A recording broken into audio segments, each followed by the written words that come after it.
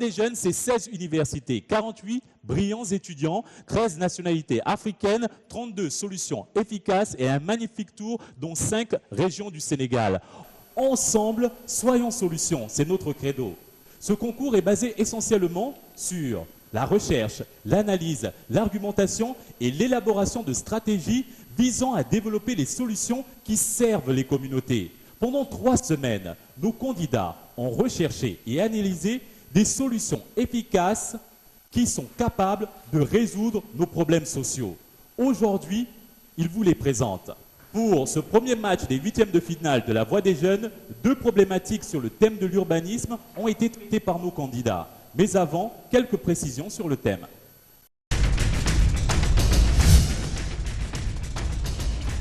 Dakar, Abidjan, Lagos, Nairobi, Maputo, Ouagadougou, Johannesburg. Les populations de nos villes africaines sont en train d'exploser. Selon UN Habitat, d'ici 2025, la population de Dakar va augmenter de 50%. Ce qui pourrait être une bonne chose pour l'économie sénégalaise. Mais à quel prix ? En 2010, déjà presque 40% de notre population urbaine habite dans des conditions inadéquates. Sans accès à l'eau, sans assainissement, dans des bâtiments insalubres et sans sécurité. Combien de personnes dorment dans la rue en cherchant des opportunités, mais n'ont même pas un revenu minimum leur permettant de satisfaire leurs besoins primaires? Combien de nos immeubles se sont effondrés, soit parce qu'ils ont été mal construits ou à cause des inondations? Combien d'heures perdons-nous chaque jour dans les embouteillages? Combien de maladies chroniques se développent du fait de notre environnement urbain, qui est ni sain ni sécurisé? Le confort au cœur de nos villes, un énorme danger si nous ne pensons pas à la réorganisation de nos aires urbaines avec l'urbanisme. L'urbanisme, c'est le champ disciplinaire et professionnel recouvrant l'étude du phénomène urbain, la science d'aménagement et d'occupation de nos villes et l'organisation de nos territoires. Il est impératif que nos gouvernements et urbanistes élaborent des politiques d'aménagement territorial adaptées à nos réalités africaines, avec les mesures et moyens nécessaires pour leur bonne application. Mais quel type de stratégie en adéquation avec nos réalités africaines pouvons-nous mettre en place afin d'améliorer la qualité de vie et l'aménagement de nos espaces? Quelles solutions pertinentes pour nous préparer face aux défis de l'urbanisation de l'Afrique?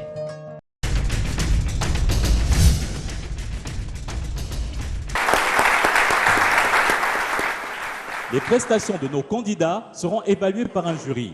Le jury chargé d'évaluer les solutions qui seront proposées est composé de Madame Annie Jouga, architecte,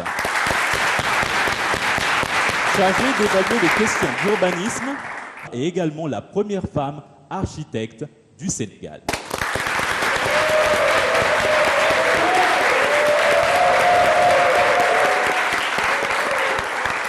Également membre du jury, Madame Fatim Faye, du club Dakar Rewell Toastmaster, qui évaluera la performance oratoire.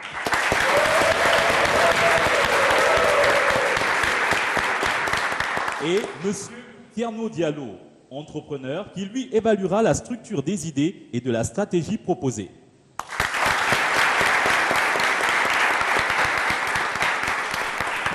Place aux équipes qui devront présenter leurs solutions pour ce premier match des 8e de finale de la Voix des Jeunes qui a pour thème l'urbanisme. Voici l'équipe ITECOM.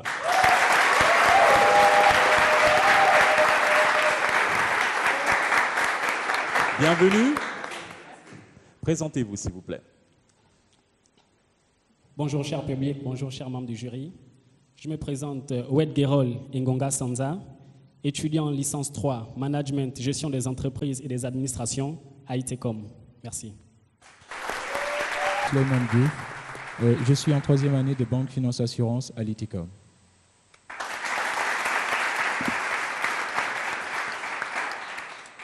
Bonsoir à toutes et à tous. Bonsoir, chers membres du jury. Bonsoir à nos très chers amis qui nous viennent de Saint-Louis, UGB. Bonsoir, charmant public. Je m'appelle Awa John, étudiante en première année en banque, finance et assurance à ITECOM. Merci. Merci. Merci à l'équipe ITECOM. Place à l'équipe de l'Université Gaston Berger de Saint-Louis.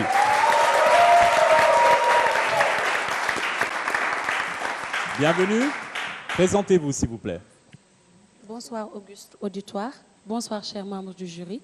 Je m'appelle Fatou Dieye Faye et je suis étudiante en lettres et sciences humaines à l'Université Gaston Berger de Saint-Louis. Merci.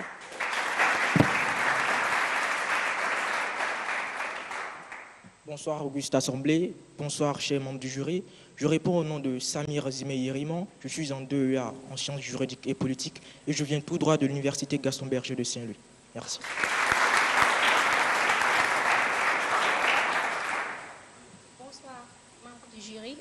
Bonsoir les publics. Je m'appelle Penne Ndiaye, étudiante en sciences de gestion à l'Université Gaston Berger de Saint-Louis. Merci.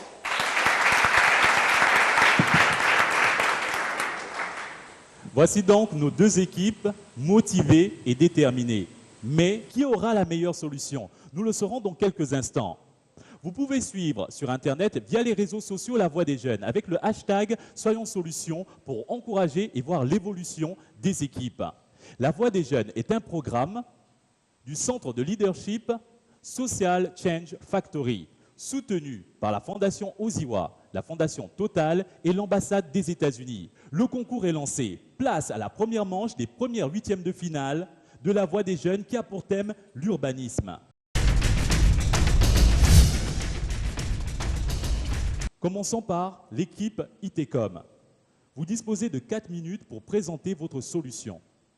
Mais avant, quelle est la problématique sur le thème de l'urbanisme que vous avez choisi? Merci. La problématique sur le terme de l'urbanisme que nous avons choisi est comment permettre l'amélioration des conditions, de la qualité de vie des villes africaines. ITECOM, n'oubliez pas, soyons solutions. Vous avez 4 minutes pour nous convaincre. C'est parti. Merci. Alors la problématique sur laquelle nous avons travaillé est comment permettre l'amélioration de la qualité de vie des villes africaines. En effet, nous avons fait le constat que pour améliorer la qualité de vie des différentes villes africaines, nous pouvions trouver plusieurs solutions, nous pouvions trouver donc plusieurs axes de travail. Mais qu'à cela ne tienne, nous avons axé notre travail sur un problème que nous avons ciblé, notamment dans plusieurs villes africaines, qui est celui de la gestion des sachets plastiques. En effet, nous avons constaté que le problème de la gestion des sachets plastiques est un problème commun à toutes les villes africaines, sinon à la majorité des grandes villes africaines. Voilà pourquoi nous avons axé notre travail sur la gestion des déchets plastiques.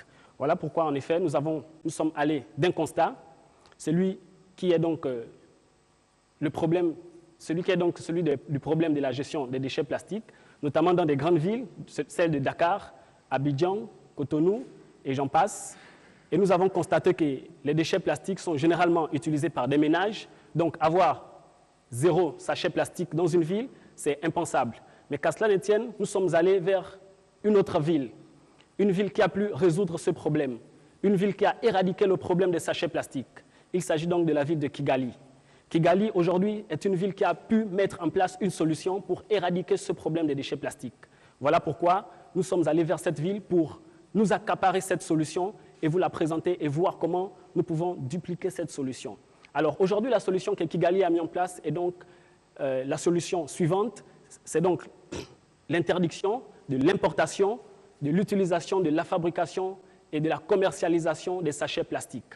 Aujourd'hui, nous pouvons constater avec cette solution que les autorités de Kigali, donc sinon de la ville du Rwanda, ont donc axé leur réflexion sur cette solution et qui aujourd'hui a porté des fruits, a eu un impact assez positif sur, n'est-ce pas, la vie de la ville de Kigali. Alors, nous pouvons passer donc au résultat. Nous avons constaté qu'après avoir appliqué cette solution avec l'accompagnement de l'État, sinon des règles bien rigoureuses que l'État a pu mettre en place pour accompagner cette solution, aujourd'hui Kigali présente un environnement sain, donc les villes sont assez propres et nous avons constaté qu'au-delà, n'est-ce pas, de la problématique des sachets plastiques, aujourd'hui, les populations de Kigali se sont accaparées le projet, se sont accaparées cette loi, de telle sorte que dans la ville de Kigali, ils ne traînent pas seulement des sachets plastiques, mais rien d'autre. Alors, nous avons constaté qu'aujourd'hui, la problématique des sachets plastiques n'est pas seulement une affaire de l'État, mais aussi les populations doivent s'accaparer le projet, et c'est ce qu'a fait donc les populations de Kigali. Telle était donc notre réflexion autour de cette problématique et autour de la solution que nous avons pu trouver. Nous avons constaté donc que les autorités de Kigali ont mis en place une solution, mais cette solution n'incombe pas seulement aux autorités, mais les populations ont accompagné, n'est-ce pas, les autorités dans la mise en place de cette solution et dans l'éradication totale des déchets de la ville de Kigali. Merci, mesdames et messieurs, pour votre attention.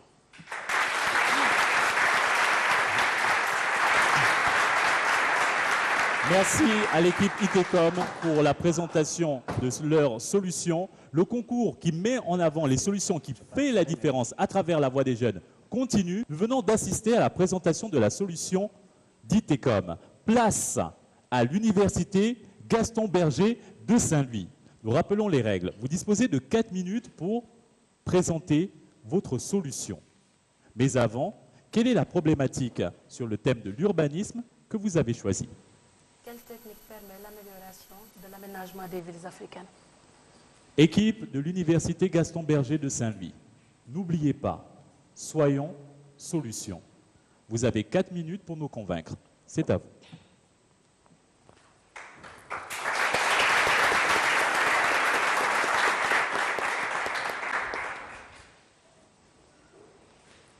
Auguste auditoire, chers membres du jury, rebonsoir.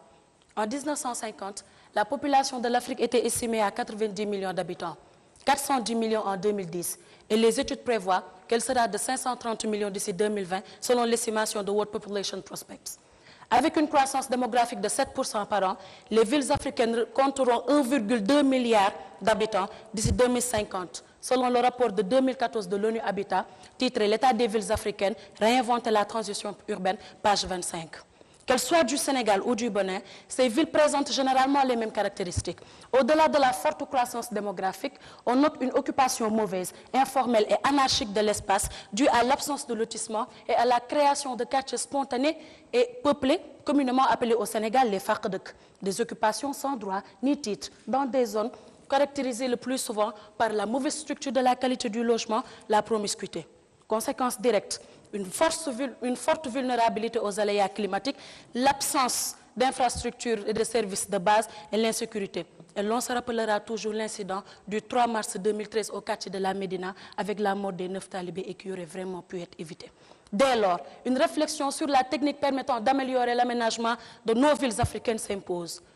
Pierre Merlin définit l'aménagement comme étant un ensemble d'actions concertées visant à disposer avec ordre les habitants, les constructions, les activités, les équipements et les moyens de communication dans les villes. C'est en quelque sorte l'organisation de la ville pour lui conférer une certaine fonctionnalité. Et ceci nous a amené sur la piste d'une technique globale déclinée en 2 étapes, la restructuration et l'instauration de pôles urbains. Le décret 2008-0738 PM du 23 avril 2008 portant organisation des procédures et modalités de l'aménagement foncier au Cameroun définit la restructuration comme un ensemble d'actions d'aménagement sur des espaces bâtis de manière anarchique, dégradés ou réalisés en secteurs anciens pour l'intégration d'équipements déterminés ou l'amélioration du tissu urbain des agglomérations. Et cette restructuration a des avantages. Au côté technique, elle permet la requalification de l'espace urbain. Au côté socio-économique, la préservation de l'équilibre entre les formes urbaines et leur amélioration selon les schémas directeurs de l'urbanisme. Il faudrait cependant que cette restructuration soit accompagnée par l'instauration de pôles urbains qui sont des zones urbaines aménagées et qui n'offrent pas moins de 10 000 emplois et qui ne se situent pas dans la couronne périurbaine d'un autre pôle urbain. C'est en quelque sorte des zones préaménagées pour désengorger la ville et où les constructions, les équipements y précèdent les populations. Au Sénégal, par exemple, on peut parler du pôle de Dagakholpa à Mbour et celui de Diamniadio à Dakar. Ailleurs, d'ailleurs, la pertinence de ces pôles urbains a été justifié, notamment avec la France, où on en a recensé 354. À notre niveau, on peut jauger cette pertinence à travers plusieurs indicateurs. L'adhésion des populations aux programmes urbains, parce qu'on note une incompréhension de ces programmes urbains par les populations, et c'est malheureusement ce qui avait valu la vie à Malik Bada Sangalkam.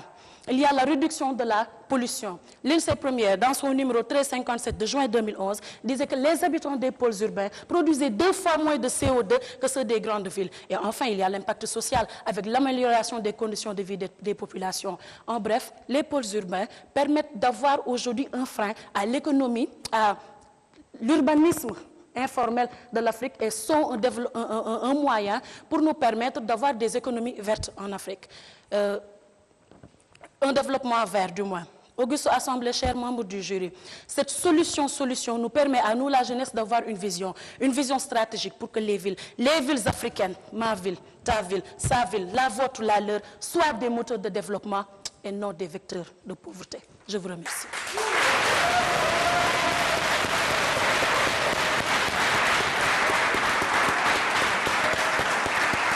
Merci à l'équipe. Merci à l'équipe de l'Université Gaston Berger de Saint-Louis pour la présentation de leurs solutions.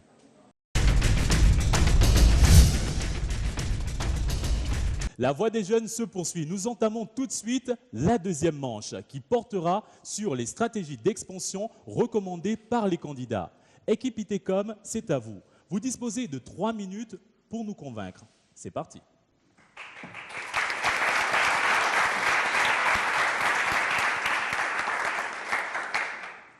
Bonsoir à nouveau, très chers membres du public, très chers membres du jury. Bonsoir à l'équipe de UGB. Alors, cette solution, auparavant, qu'on a exposée sur la première partie, qui concerne l'éradication totale des déchets plastiques au Rwanda, elle existe et elle est avérée. Alors, on se pose cette question, où la dupliquer et pourquoi? Où à Dakar? Pourquoi? Parce que non seulement Dakar est une vitrine du Sénégal de par sa position géographique, mais aussi Dakar est un axe assez stratégique pour le tourisme. En sus, les sachets plastiques aussi sont source de... Les sachets plastiques sont source de problèmes En plus, les sachets plastiques sont source de problèmes d'assainissement, comme constaté dans différentes villes de la capitale, mais aussi ce sont des menaces. Les sachets plastiques constituent des menaces sur les espèces marines, comme par exemple les tortues, parce que non seulement, comme vous le savez, les tortues, s'il y a un sachet plastique...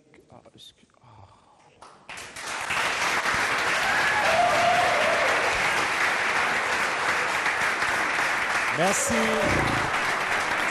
Place à l'Université Gaston Berger de Saint-Louis. Vous disposez de 3 minutes pour nous convaincre. C'est parti.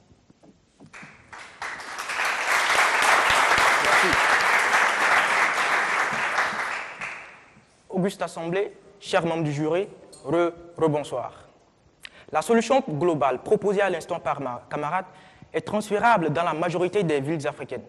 Nous optons cependant pour la ville de Cotonou, pas pour des raisons arbitraires, mais en vertu de la similarité de ces problèmes avec celle de la ville de Dakar. Notons notamment l'inondation, comme vous pouvez le voir sur l'image ci-contre. Auguste Assemblée, chers membres du jury, la solution globale qui nous a été proposée est naturellement transférable à Cotonou, puisque nous avons déjà la solution. Comment nous y prendre?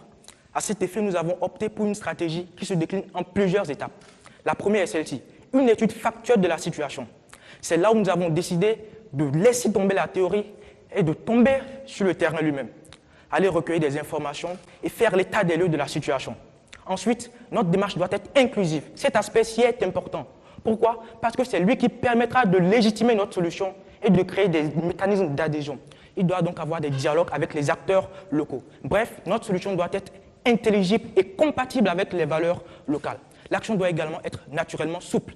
Et une souplesse d'action implique une équipe compétente, composée non seulement de praticiens, mais aussi de chercheurs, qui puissent être capables de prévoir les actions à entreprendre dans le court, moyen et long terme. Enfin, l'action doit être donc just in time, comme le diraient nos amis anglo-saxons, c'est-à-dire inscrite dans le temps. Toute cette procédure que nous avons exposée doit évoluer dans un cadre juridique bien défini. C'est la raison pour laquelle il faut des outils juridiques souples et adaptés, afin de garantir non seulement la sécurité juridique aux actions menées, mais aussi la sécurité juridique aux populations, notamment lors des opérations à risque telles que la restructuration urbaine, afin de préserver leurs libertés individuelles. Enfin, parlons de l'oseille. Ah oui, ne nous méprenons pas. La restructuration urbaine, comme l'instauration de pôles urbains, nécessite des sommes colossales. C'est la raison pour laquelle il faut les prévoir et approfondir le partenariat public-privé. Chers membres du jury, maintenant que tout ceci a été dit, ne nous méprenons pas. Aucune technique n'existe indépendamment des populations et des individus. Et à cet effet, nous souhaitons vous entretenir au sujet d'une flamme. Une flamme. C'est cette flamme qui fait des révolutions. C'est elle qui anime les réformes. C'est elle qui fait vivre les entreprises. Cette flamme, c'est la volonté. La volonté citoyenne, pour être plus précis. Tant que cette flamme de la volonté ne jaillit pas en chacun de nous, nos solutions, si belles, scientifiques, méthodiques soient-elles, ne feront jamais que corvée. Alors, auguste assemblée, chers membres du jury, nous savons ce qu'il nous reste à faire. Eh bien, enflammons-nous. Je vous remercie.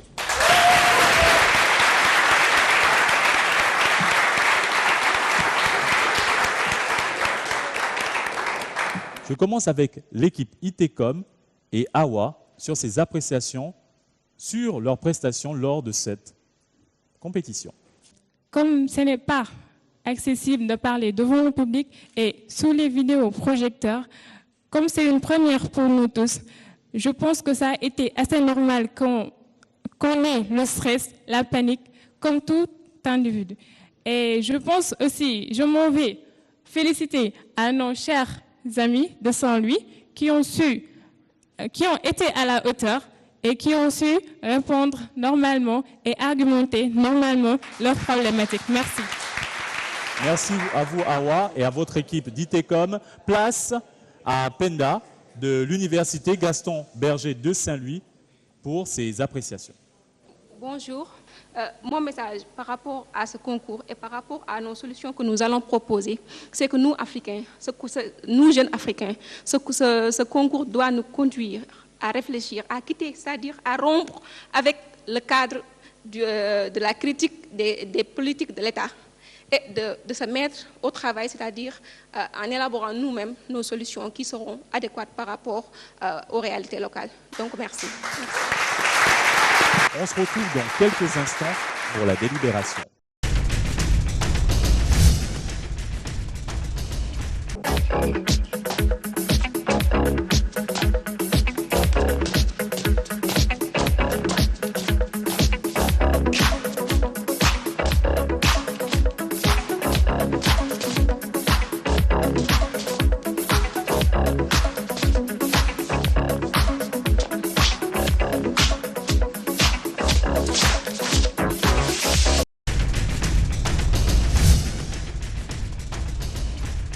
D'ores et déjà, un grand merci aux deux équipes, à celle de l'Université Gaston Berger de Saint-Louis et à celle d'ITECOM. Le jury a examiné avec beaucoup de rigueur vos différentes interventions. Voici ses appréciations. Nous commençons par celle de Madame Fatim Faye.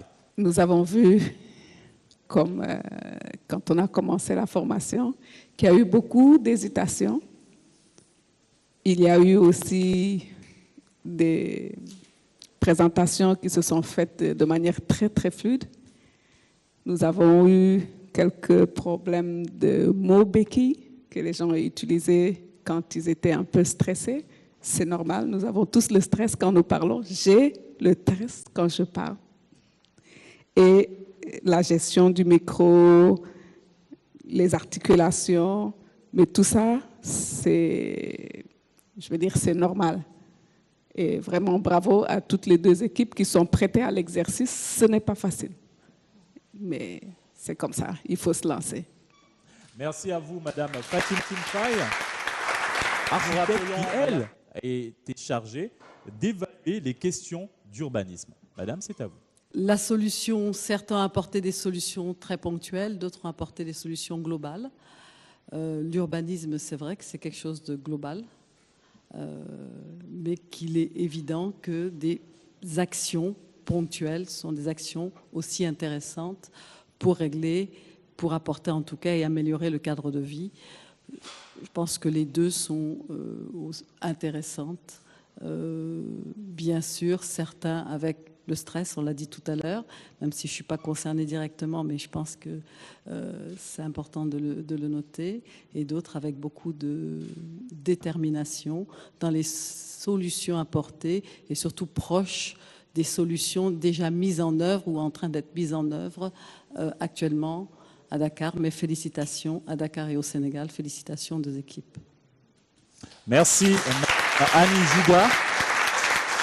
Place à Monsieur Tierno Diallo, entrepreneur, qui lui a évalué la structure des idées et de la stratégie proposée.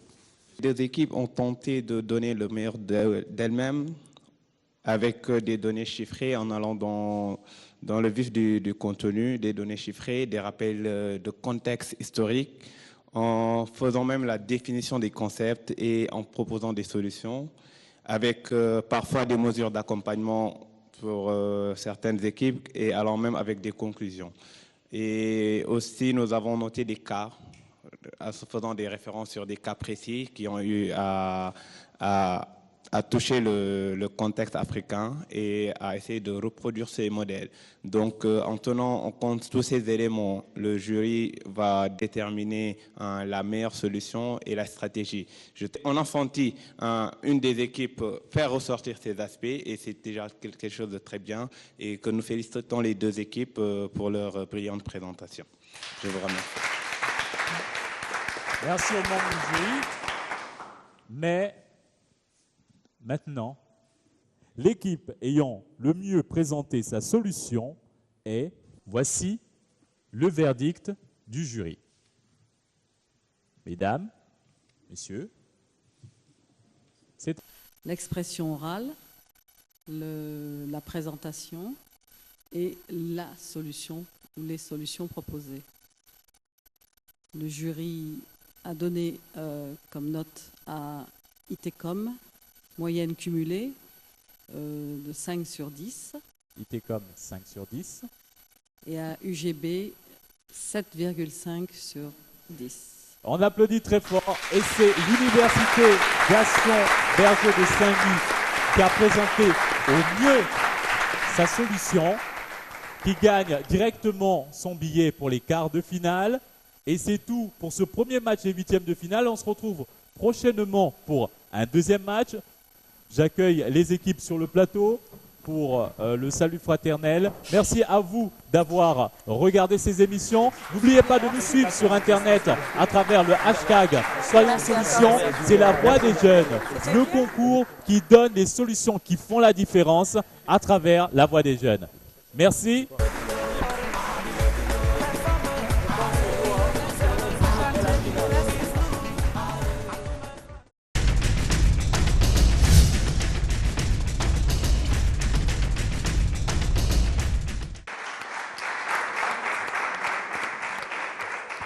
Place au deuxième match du concours qui met en avant les solutions qui font la différence à travers la voix des jeunes.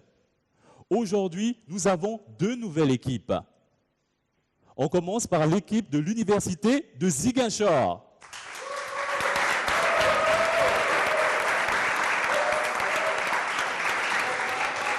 Bienvenue parmi nous. Présentez-vous, s'il vous plaît. Je m'appelle Kolifal. Je suis étudiant à l'université Assane Seck de Ziguinchor, au département de sociologie, en master 2, spécialité politique publique et développement. Merci.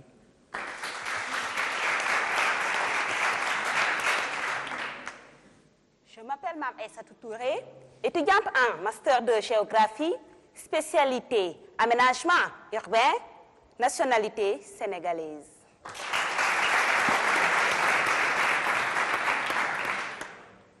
Je m'appelle Mahmoud Diallo, étudiant à l'université Assane Seck de Ziguinchor, en master de chimie du solide et des matériaux, de nationalité guinéenne. Merci beaucoup. Un grand merci à l'équipe de l'université de Ziguinchor. Place à l'équipe de Bordeaux Management School, BEM. Bienvenue parmi nous. Présentez-vous, s'il vous plaît. Alors, je me présente Mohamedou Mala Diallo, étudiant en 3e année de International Management Programme à BEM. Merci.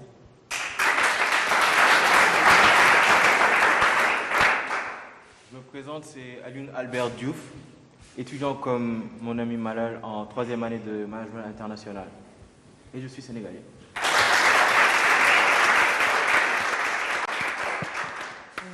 Je m'appelle Wogia Sabine, étudiante en ABEM, 4e année Management International. Je suis camerounaise.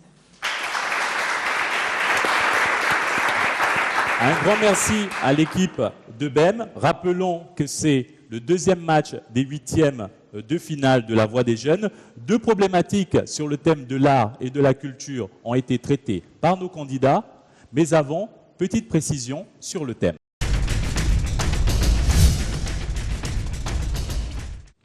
Art et culture.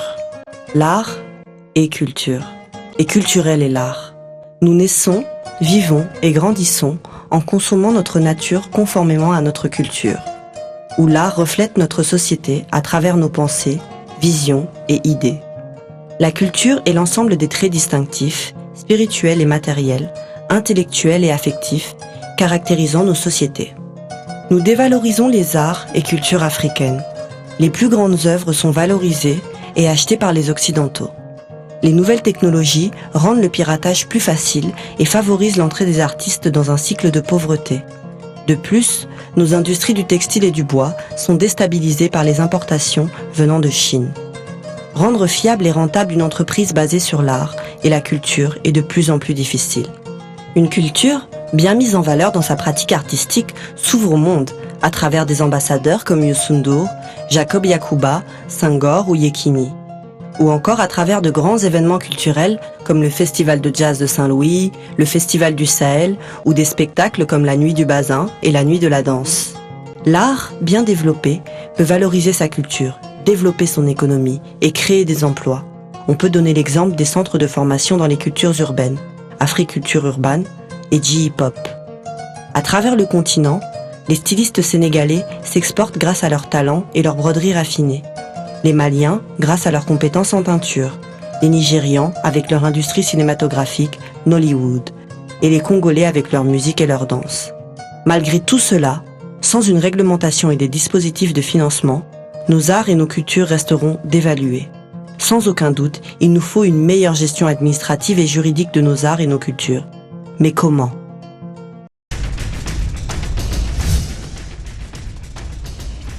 Le jury chargé de l'évaluation des solutions qui seront proposées est composé de M. Viediba, professeur à l'École nationale des arts, chargé d'évaluer les questions art et culture.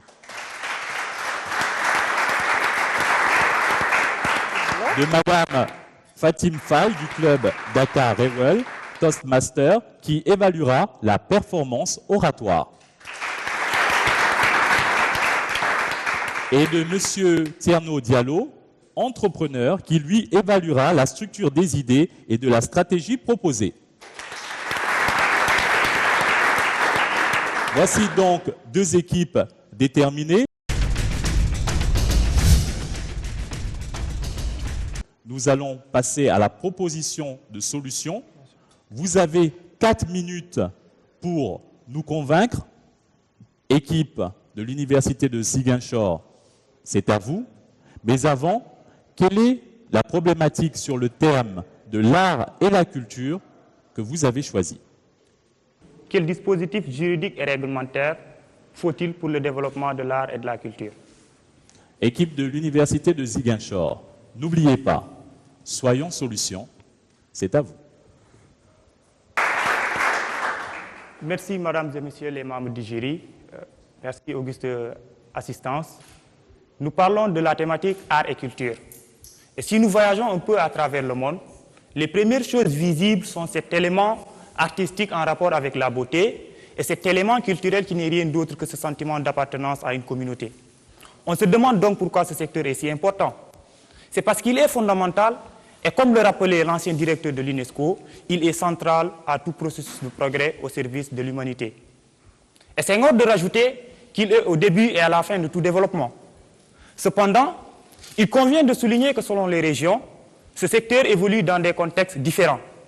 Ainsi, au plan international, on note de plus en plus une prolifération des technologies de l'information et de la communication, augmentant l'offre et la consommation artistique et culturelle. Pour ce qui est particulièrement du Sénégal, vous conviendrez avec nous que l'art et la culture évoluent dans un environnement peu réglementé qui s'accompagne d'une absence de statut. Se pose alors la question de savoir quel dispositif juridique et réglementaire faut-il pour le développement de l'art et de la culture? Face à cette problématique, nous avons proposé deux solutions. Il s'agit de la mise sur pied d'une société de gestion collective du droit d'auteur et des droits voisins et de la licence d'entrepreneur. S'agissant de la société de gestion collective, comparativement au BSDA, elle apporte comme nouveauté les droits des voisins, le droit de suite qui concerne essentiellement les arts visuels, la copie privée qui implique une taxe sur tout support pouvant porter une œuvre d'art et un système de gouvernance transparent. À côté de cette solution juridique, nous avons imaginé une solution fondamentalement réglementaire qui est la licence d'entrepreneur. En effet, l'avènement de la licence va jouer d'une part sur la formalisation du secteur artistique et culturel. Et sur ce point d'ailleurs, rien qu'en s'intéressant au marché de la musique sur l'espace UEMOA, on constate qu'il y a quelques années, les 90% étaient monopolisés par le secteur informel, ce qui constitue un réel problème. D'autre part, la licence permet la contractualisation dans les activités de ce secteur. Et nous avons l'exemple, tout récemment, le cas de Stromae, et nous ne savons pas de quelle manière ni par quelle procédure il y est parvenu. La conséquence directe de cette licence est l'initiative du statut de l'artiste de manière générale. Ainsi distinguons l'artiste-auteur, l'interprète, le technicien, le producteur, l'administrateur, etc. Vous nous direz alors, nous avons proposé des solutions, mais ont-elles un impact social positif? La réponse est évidemment affirmative, et l'impact n'est pas que social, mais également économique. En effet, l'installation de ces deux solutions, à savoir la société de gestion collective et la licence d'entrepreneur, vont permettre la création d'emplois dans un Sénégal où le chômage constitue un véritable fléau. Mais aussi la prise en charge de la sécurité sociale des acteurs de ce secteur. Par ailleurs, ces deux solutions vont permettre la collecte de données statistiques pour une gestion objective et transparente. Pour finir, ces deux solutions préconisées, à savoir la société de gestion collective du droit d'auteur et des droits voisins et de la licence d'entrepreneur, vont permettre de faire accompagner le secteur artistique et culturel d'experts qui vont encadrer sa structuration pour plus de productivité et de compétitivité au plan national et international dans un contexte de plan Sénégal émergent. Je vous remercie de votre attention.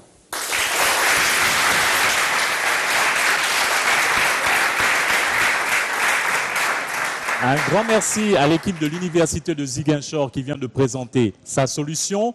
Place maintenant à l'équipe de BEM.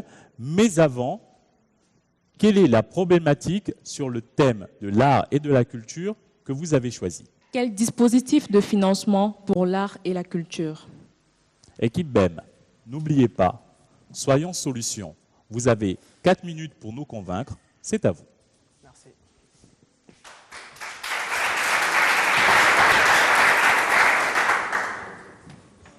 Bonsoir tout le monde. Bonsoir chers membres du jury. Art et culture. Aujourd'hui, mes camarades et moi ont le plaisir de venir vous présenter l'expérience qu'on a engagée ces dernières semaines par rapport au thème de l'art et de la culture. En 1945, lors de la Seconde Guerre mondiale, pour répondre à son ministre des Finances qui disait qu'il fallait couper dans le budget de la culture pour renforcer l'effort de guerre, Churchill disait « couper dans la culture, mais alors pourquoi se bat-on » montrant ainsi toute l'importance de l'art et de la culture. L'obligation de vivifier l'art et la culture est une obligation pour nous. Mais pour cela, nous avons besoin de fonds. Des fonds qui sont de plus en plus difficiles à mobiliser.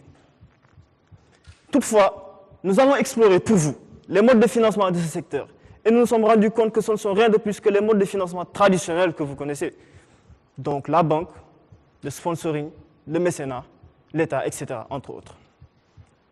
Cependant, il s'avère que ce système a montré toutes ses limites quant au financement de ce secteur en question, dû aux problèmes suivants: la désorganisation du secteur, le manque, la quasi-inexistence de marché, la non-visibilité des produits et de leurs acteurs. Mais rassurez-vous, mesdames et messieurs, nous avons travaillé à vous trouver une solution. Nous avons cherché, vraiment nous avons cherché. Et à Ouakam, plus précisément à la Cité Comico, nous avons trouvé une cellule artistique qui a réussi à relever le défi du financement. Mesdames et messieurs, la solution que nous vous proposons est le modèle Les Petites Pierres. Certains se disent, qu'est-ce que les Petites Pierres? Oui, les Petites Pierres est une entité regroupant des artistes et des acteurs du monde de la culture qui ont réussi à relever le défi du financement en résolvant les problèmes dont j'ai parlé tout à l'heure. D'abord, l'organisation. Ils ont commencé juste avec 2 personnes, mais ils ont vite compris que pour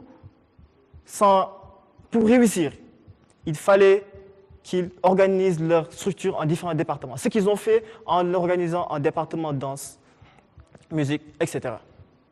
Après, la professionnalisation.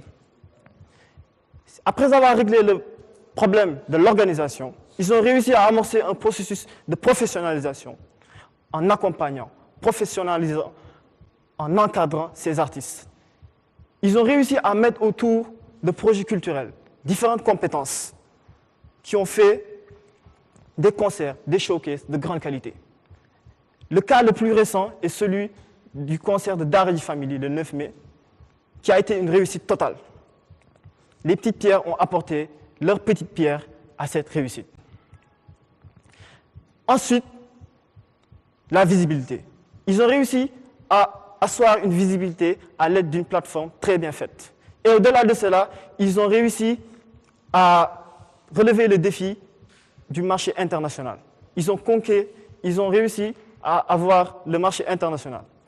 L'exemple le plus patent de cette réussite internationale est ce jeune homme qui a été vu à travers les petites pierres et qui fait des millions en ce moment à Nice. Mesdames et messieurs, ils ne se sont pas limités à ça. Ils se sont inspirés des tontines pour créer des mutuelles. Et ces mutuelles à laquelle les artistes adhèrent et qui font que les petites pierres arrivent à se financer. Donc, c'est de cette bonne visibilité, de professionnels, ayant une bonne organisation, que les petites pierres sont devenues maintenant une entité rentable. Mesdames et messieurs, merci pour votre appréciation. Merci à l'équipe BOM pour la présentation de sa solution. C'est tout pour la première manche de ce deuxième match des huitièmes de finale de la Voix des Jeunes. Le jury a pris note. On se retrouve tout de suite pour la deuxième manche. Restez avec nous.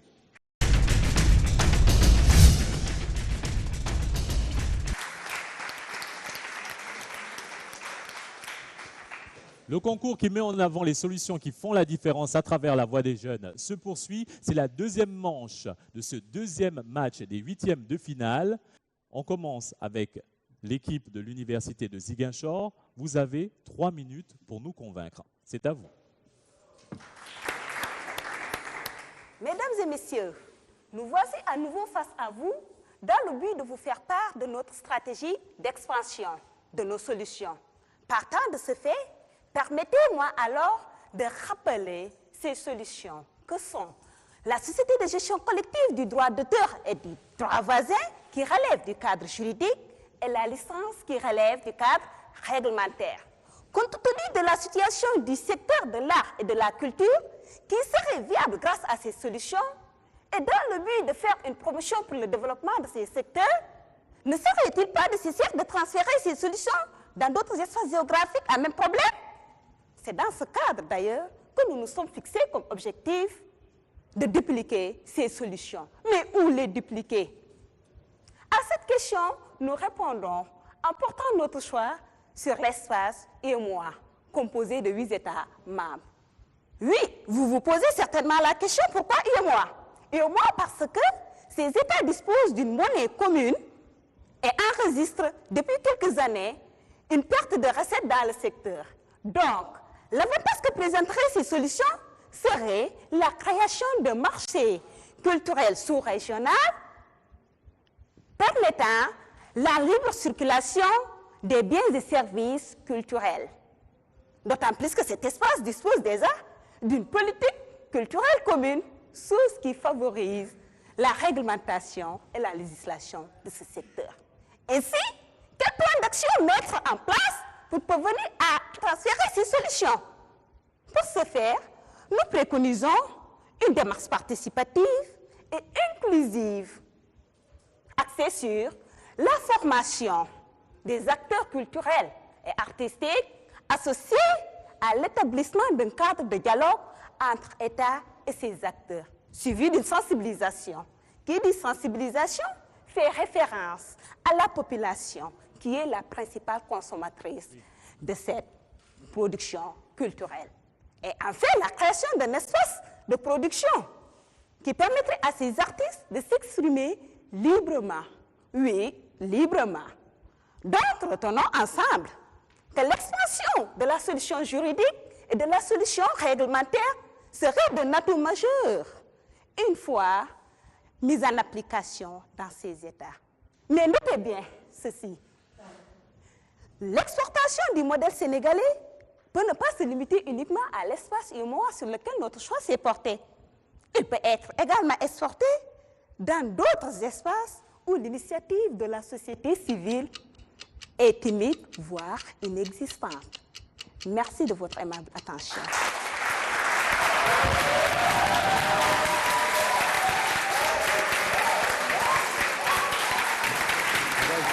Merci à l'équipe de Ziguinchor pour sa présentation. Dans quelques instants, nous allons passer à la stratégie d'expansion présentée par l'équipe de BEM. Mais nous vous rappelons, pour vous qui nous suivez à travers vos écrans, que vous pouvez suivre sur Internet via les réseaux sociaux avec le hashtag Soyons Solutions, la voix des jeunes pour encourager et voir l'évolution des équipes. Équipe BEM, c'est à vous. Vous avez 3 minutes pour nous convaincre avec votre stratégie d'expansion.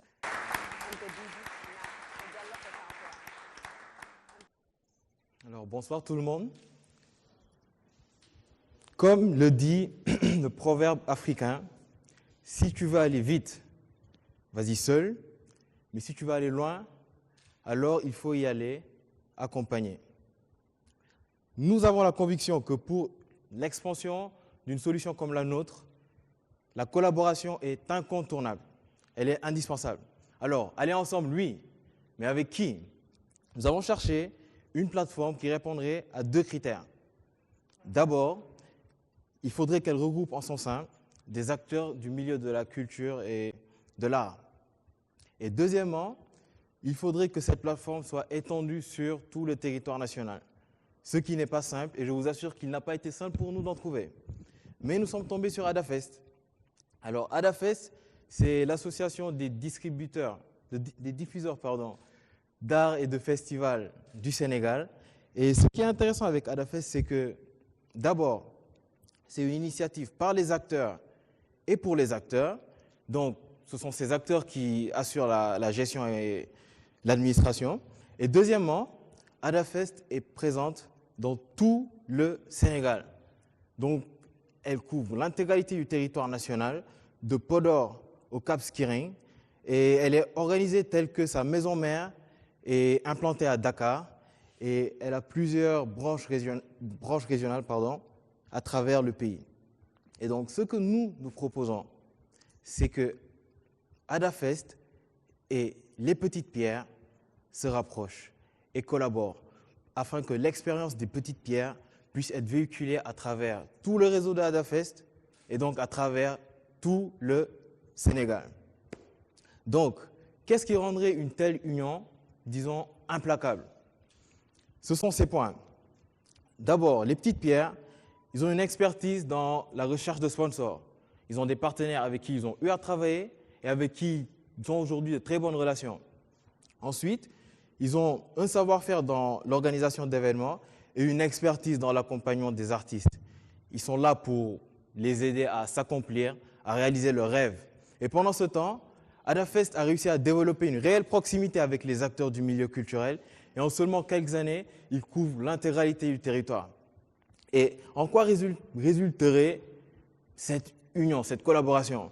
Donc, c'est une meilleure organisation du secteur du milieu culturel, plus de visibilité pour les acteurs de la culture, les artistes, notamment à l'international à travers le réseau des Petites Pierres, l'accompagnement des acteurs qui se fera de façon plus poussée, l'autofinancement qui prendra une ampleur extraordinaire avec les tontines qui sont un phénomène culturel, et enfin, ils seront éligibles au financement externe. Merci à l'équipe de BEM Merci pour à la vous. présentation de l'expansion. Voilà, c'est tout pour ce deuxième match des 8e de finale. Le jury a pris note. On a été très attentif aux différentes présentations de solutions et aux stratégies d'expansion. On se retrouve dans quelques instants pour la délibération.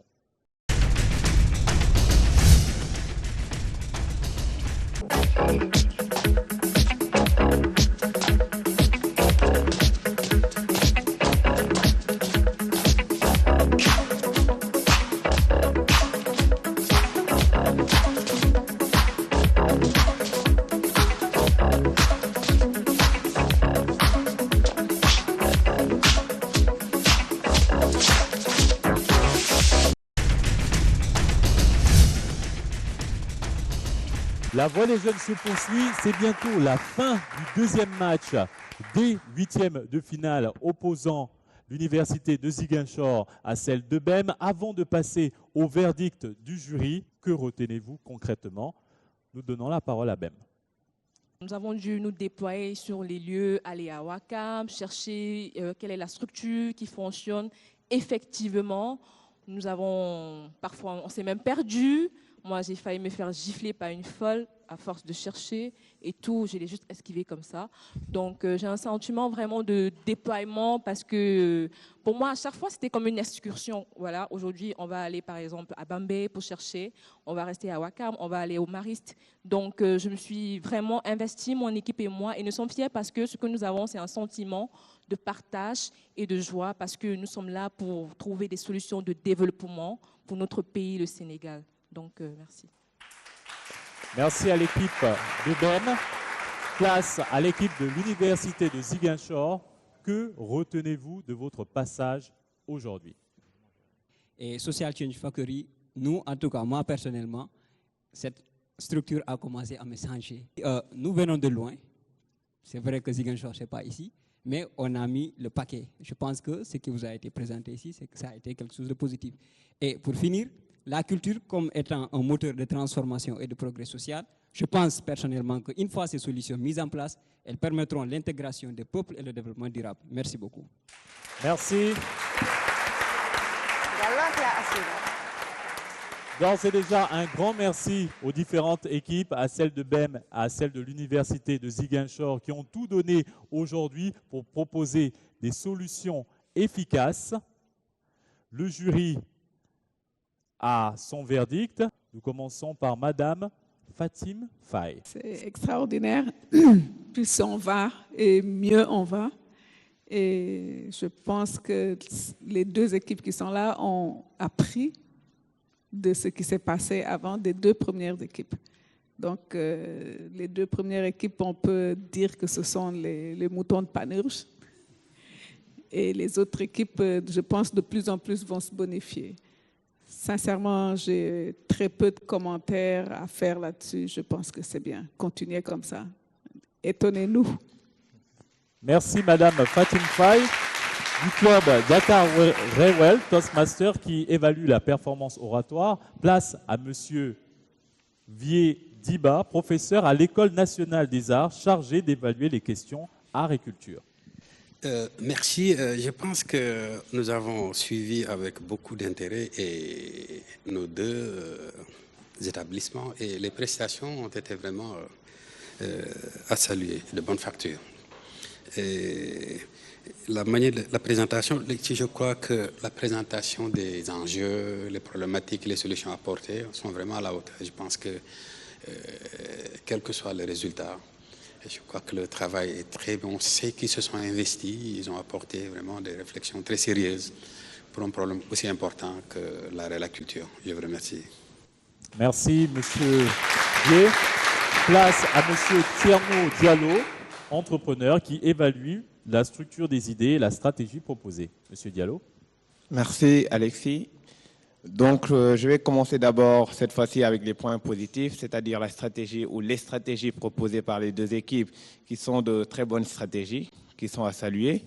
Par contre, il y a l'absence de données chiffrées, surtout concernant l'équipe de BEM, concernant les dispositifs de financement. Vous avez exposé les thématiques de financement sans parler réellement de montant ou d'impact. Ensuite, la cohérence des idées a été très bien exposée concernant dans la stratégie de votre équipe. Les cas de référence, ça a été présent dans les deux équipes, même si on sent beaucoup plus d'efforts et d'investissement humain avec l'équipe de BEM concernant les cibles de référence. Sinon, le problème a été très bien posé concernant l'équipe de Ziguinchor, avec une bonne introduction, un sujet bien amené. Mais aussi on a noté des absences de sources et de chiffres. Sinon, je vous félicite et vous encourage. Merci aux membres du jury et à leur participation à ce concours de solutions. Rappelons que La Voix des Jeunes est un programme du Centre de Leadership Social Change Factory, soutenu par la Fondation Oziwa, la Fondation Total et l'ambassade des États-Unis. C'est le grand moment. membres du jury, c'est le moment de remettre les notes des différentes équipes. L'université de Ziguinchor a eu 41 sur 60. Et Ben a eu 35-50 sur 60. Et voilà, c'est incontestablement l'université de Ziguinchor qui a proposé la meilleure solution. Félicitations à eux, ils gagnent du coup leur billet pour les quarts de finale. Merci à l'équipe de BEM pour leur participation. C'est tout pour ce deuxième match des huitièmes de finale de la Voix des Jeunes. On se retrouve très prochainement pour d'autres solutions qui font la différence. Un grand merci à vous, saluez-vous et à très bientôt.